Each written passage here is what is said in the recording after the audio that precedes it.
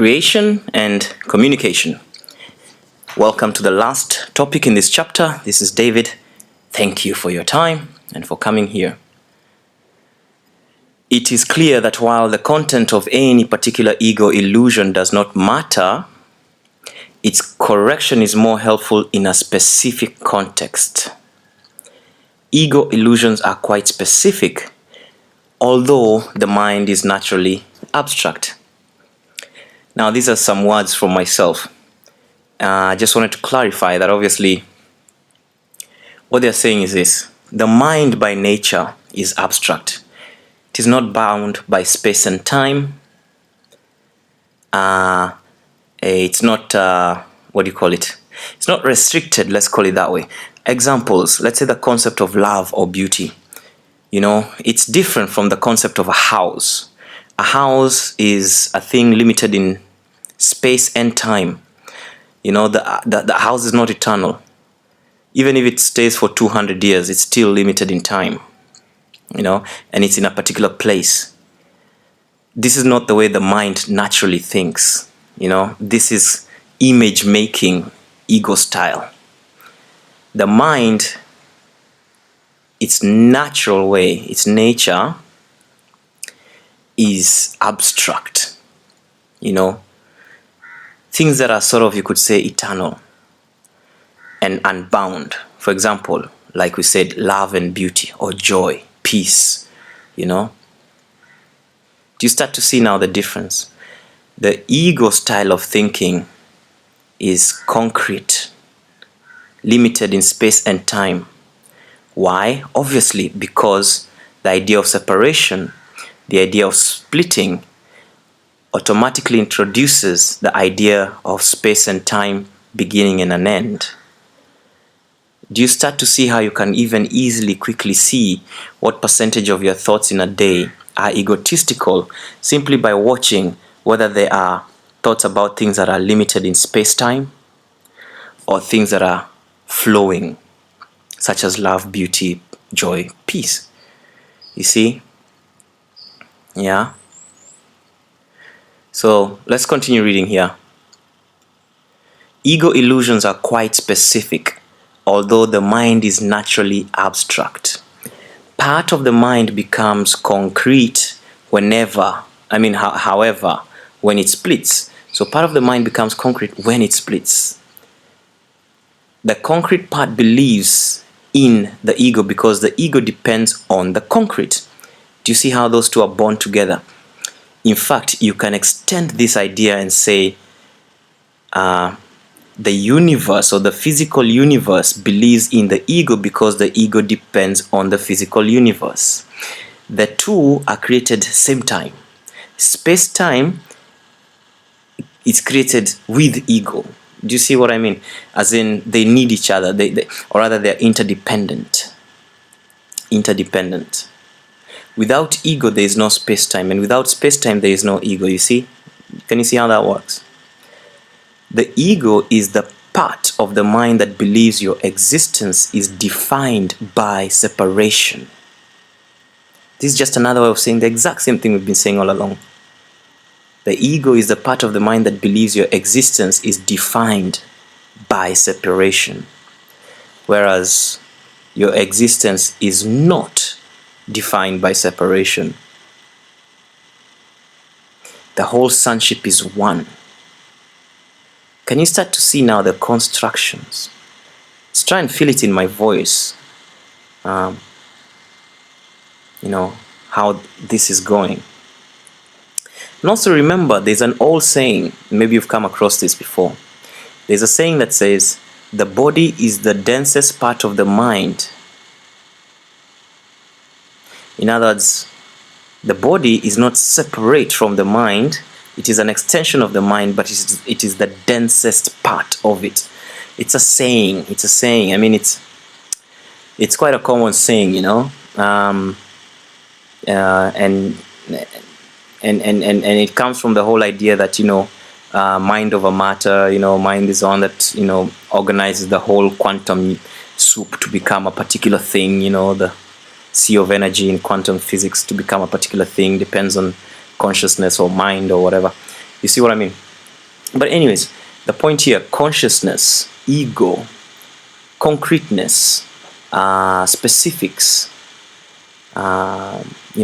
separation, they all arise together. They are product of the singular belief that existence is defined by separation.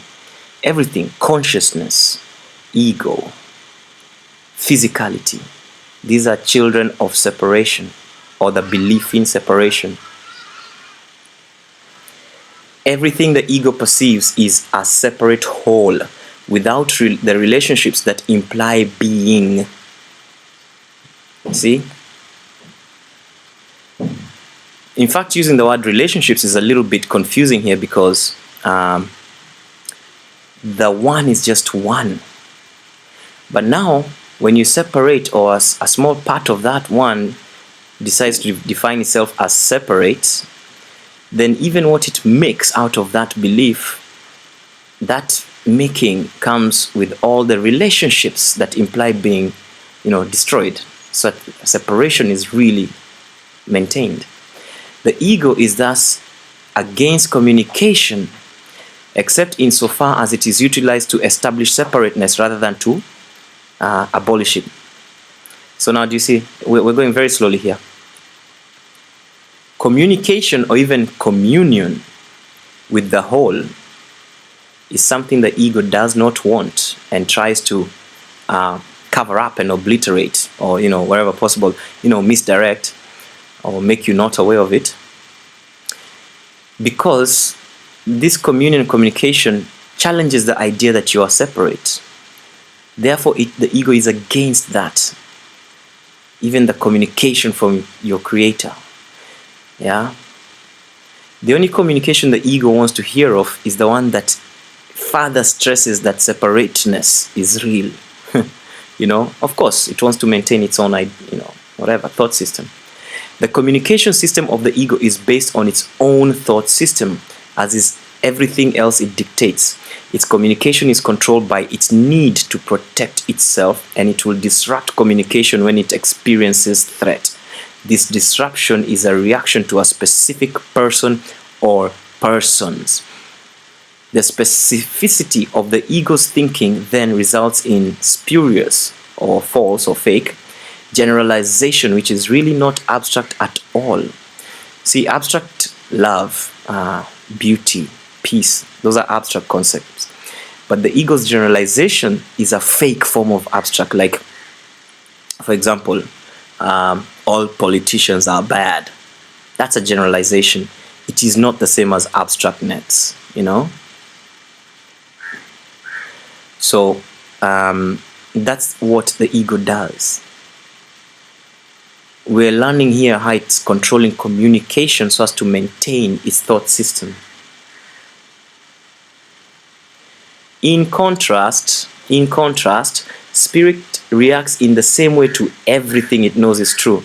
In other words, it does not choose and say, oh, this is good, this is bad, let's get rid of that communication, no, let's bring this one in. That's the ego's job. In contrast, the spirit reacts in the same way to everything it knows is true, and does not respond at all to anything else. Nor does it make any attempt to establish what is true. It knows that what is true is everything that the Creator created. It is in complete and direct communication with every aspect of creation, because it is in complete and direct communication with its Creator. This communication is the will of God. Okay? This communication at that level of spirit is what we call the will of God. And obviously, the ego doesn't want to hear that, because that literally destroys the ego. Not destroys, but illuminates that upon you that there is only oneness, so the ego automatically dissolves or disappears. It doesn't actually need to be destroyed. Creation and communication are synonymous. Creation and communication are synonymous. The Creator created every mind by communicating His mind to it, thus establishing it forever as a channel for the reception of His mind and will. Let's read that last sentence again. The Creator created every mind by communicating His mind to it, thus establishing it forever as a channel for the reception of His mind and will. Remember in Genesis it says, let us make man in our image and likeness. That's what it says in Genesis, doesn't it? Let us make man in our image and likeness.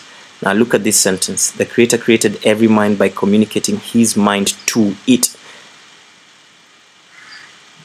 Okay?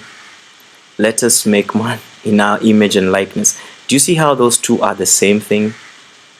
You are an extension of your Creator. Okay? Since only beings of a like order can truly communicate, His creations naturally communicate with Him and like Him. In other words, a cow can talk to a cow, but a cow cannot talk to a dog, you know? Like order. You cannot talk to a bird or a fish, but you can talk to another person. That's what they mean here, beings of a like order.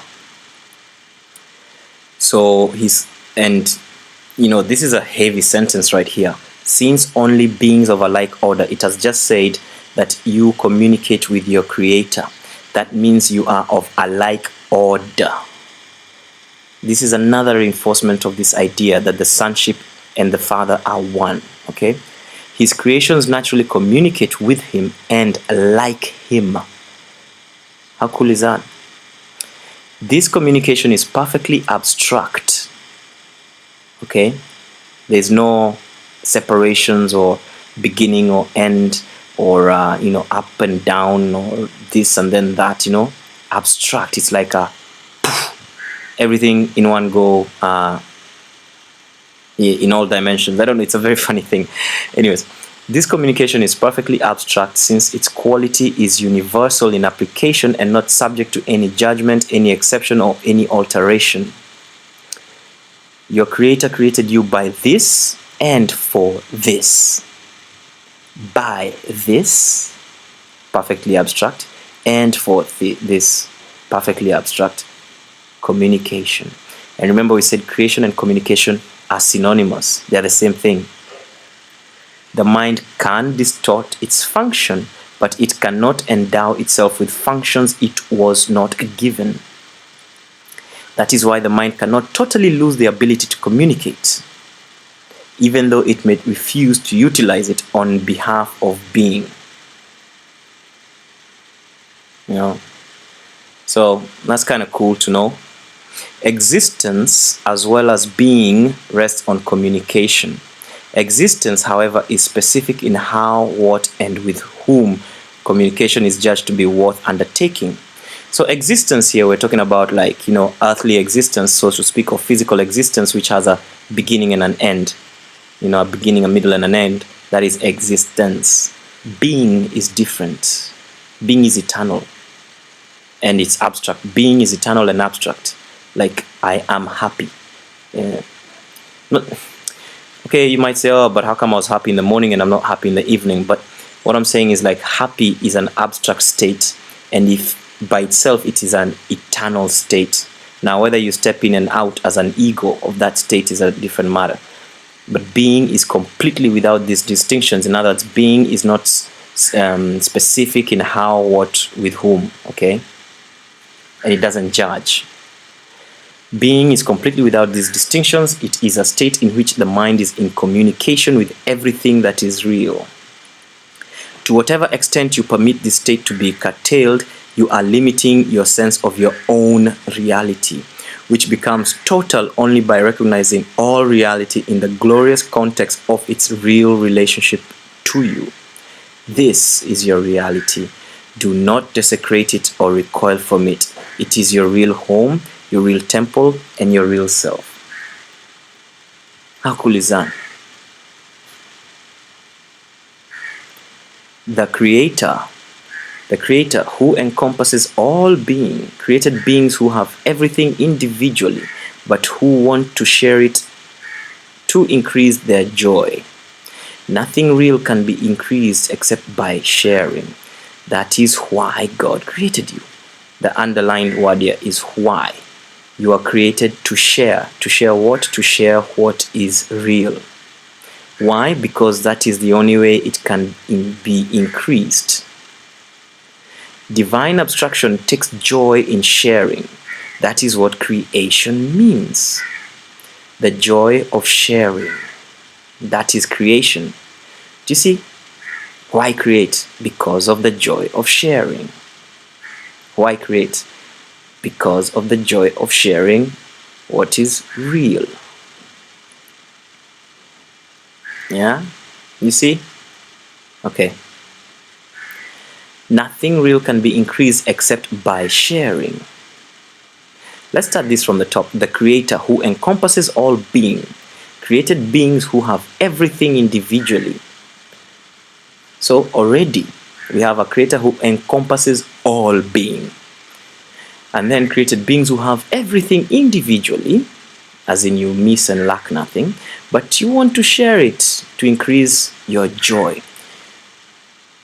To increase joy, not to get something else that you don't have, not to get more this, to get more that. No, to increase joy. Nothing real can be increased except by sharing. That is why your Creator created you. Divine abstraction takes joy in sharing. That is what creation means. How, what, and to whom are irrelevant, because real creation gives everything, since it can create only like itself. Okay, so this how, what, and to who is an egotistical thing, because real creation creates only like itself. And remember, itself is all, nothing missing. So there's no need of judging or checking, or I'm gonna give this guy nothing and that one something. Remember that in the kingdom there is no difference between having and being, as there is in existence. In the state of being, the mind gives everything always. And a little note from me: remind us how the communication came to you in your moment of revelation. Oh yeah, I've spoken of this before in this course. So I'm sorry if I repeat myself, and I'll try and make myself short this time. But when I had my moment of revelation, like I said, it was I think it was a Tuesday, roughly 2 p.m. 2 in the afternoon, around about noon anyways. And this revelation just came to me, so that the whole of existence literally felt like there was no separation. And in fact, it took on a shimmer that is, let's say like you look at a tree outside, it looks alive, sort of, you feel like it's alive. But when this revelation comes, that tree really feels alive, as in it is awake, it is shimmering, you can feel energy coming out of it, like insanity. It's crazy how much energy there is. And also the tree itself seems to have wisdom. I mean, it's amazing. But so does everything else. Everything around you is just shimmering with some glorious kind of like a vibe, you could say. And it all feels loving, and you feel like you're literally part of everything, and everything is part of you. You feel like literally there is no separation. And then the communication starts. And it sounds like a voice which is loud and clear, but coming from nowhere. In particular, it seems to come from everywhere, and from inside you, and from outside you, and from the tree, from the trees, from the sky, from the sunlight, from the ground, from inside you. It's like a voice that's all around. And then it's purely so peaceful and joyful and loving and so wise. And it tells you everything it needs to communicate in one block. So there's no waiting for the sentence to finish. This is what I experienced myself for about 20 minutes, and it was amazing. And that's not even it's like we saw that was like a brief revelation. It wasn't even really being in a full Christ consciousness, so to speak. So this is something quite real, very real. I've experienced it myself, and many other people have experienced it. Abraham Maslow, and many others. If you Google, sometimes it's called the peak experience. But it's a glimpse of how this divine communication works. The Bible repeatedly states that you should praise God. This hardly means that you should tell him how wonderful he is. He has no ego with which to accept such praise, and no perception with which to judge it. But unless you take your part in the creation, his joy is not complete because yours is incomplete. And this he does know. He knows it in his own being and its experience of his son's experience. The constant going out of his love is blocked when his channels are closed. Remember, you are created as a channel through upon which the Creator shines on you and shines through you, but the ego cannot prevent the shining on you to happen, but the ego can't block the shining through you to happen. So the constant going out, constant of his love is blocked when his channels are closed, and he's lonely when the minds he created do not communicate fully with him. Your creator has kept your kingdom for you, but he cannot share his joy with you until you know it with your whole mind. It's funny how the cause is always saying mind, mind, mind, not heart. Like over here in this sentence, it did not say until you know it with your whole heart. No, it said your whole mind. The emphasis on the mind in this course is extremely, you should notice that it's saying that is the only place where error correction can happen. Not in the heart, not in the spirit, in the mind. Because everything else is fine. Revelation is not enough because it is only communication from the Creator. Your Creator does not need revelation returned to him, which would clearly be impossible, but he does want it brought to others. This cannot be done with the actual revelation. Its content cannot be expressed because it is intensely personal to the mind that receives it. It can, however, be returned by that mind to other minds through the attitude the knowledge from the revelation brings. Now, okay, it's a good thing we spoke about my revelation just before, because this really, we needed that for this new slide. Okay, what it is saying is this, that I got my revelation, you might have gotten your revelation, but it's very difficult for me to share with you my revelation because it's very personal to me. Not that I don't want to share it, but it's beyond words. We're talking with words here. This is a language of separation. The revelation doesn't have that. So it's so very difficult for me to break down what I received from it into words to explain to you. It's not just what it said, but also how it felt and everything. It's impossible. And that's what the cause is saying here. Revelation is extremely personal, okay, to the mind that receives it.